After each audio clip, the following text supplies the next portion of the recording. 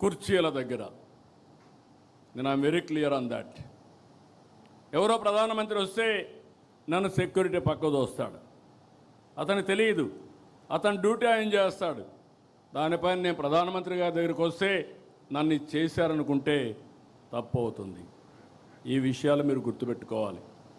నేను చాలాసార్లు చూస్తున్నా ఇవన్నీ.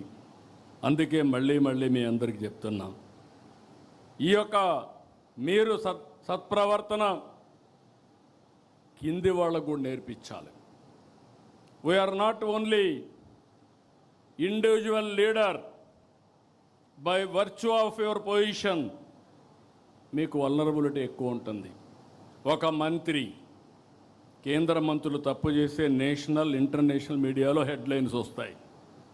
రాష్ట్ర మంత్రులు తప్పు చేస్తే రాష్ట్రం జాతీయ స్థాయిలో హెడ్లైన్స్ వస్తాయి. ఏదైనా ఒక ఎమ్మెల్యే కానీ ఒక ఎంపీ తప్పు చేస్తే అదే స్థాయిలో ప్రొజెక్షన్ వస్తుంది. ఈ విషయాలు మనం గుర్తుపెట్టుకోవాల్సిన అవసరం ఉంది.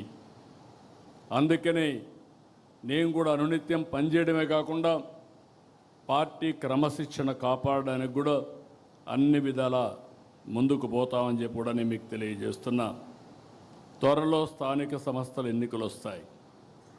చేసిన అభివృద్ధి చెప్దాం, తెచ్చిన మార్పు చెప్దాం, పడిన కష్టాన్ని వివరిద్దాం. రాబోయేది వన్ సైడ్ ఎలక్షన్స్ ఉంటాయి.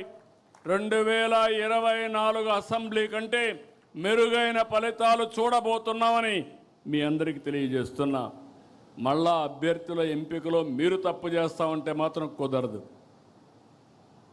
ఏది కూడా ప్రతి ఒక్కటి కూడా నిష్ఠతో చేయాలి, మనసు పెట్టి చేయాలి, భవిష్యత్తు కోసం పనిచేయాల్సిన అవసరం ఉంది.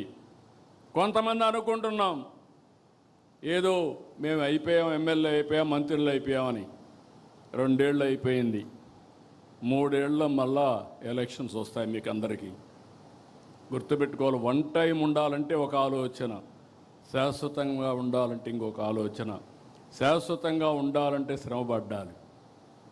ఏమైనా పర్వాలేదు, పార్టీ ఏమైనా పర్లేదు, పార్టీ మీద ఉంటే నేను గెలుస్తానంటే మాత్రం కుదరదు. ఇరిగేషన్ ప్రాజెక్టులను పరుగున పెట్టిస్తున్నాం, నీరందిస్తున్నాం. కేంద్ర సహకారంతో అమరావతి, పోలవరం పూర్తి చేస్తాం.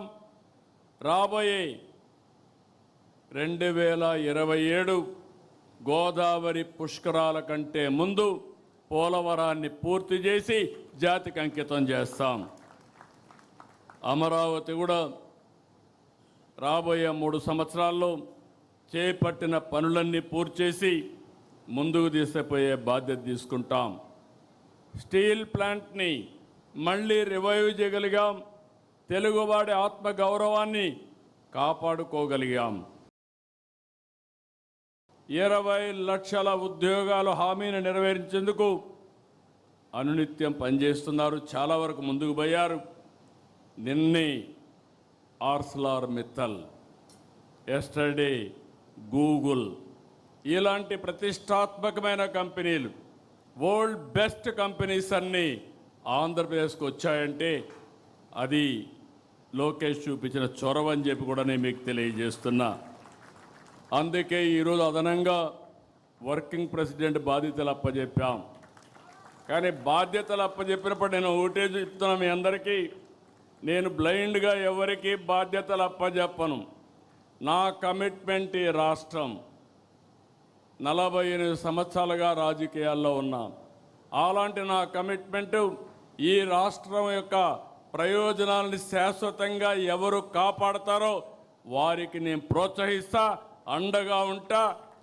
అదే రాబోయే రోజుల్లో ఈ రాష్ట్రంలో మనం ఇచ్చే ఒక లెగసీ అని చెప్పి కూడా నేను మీకు తెలియజేస్తున్నా.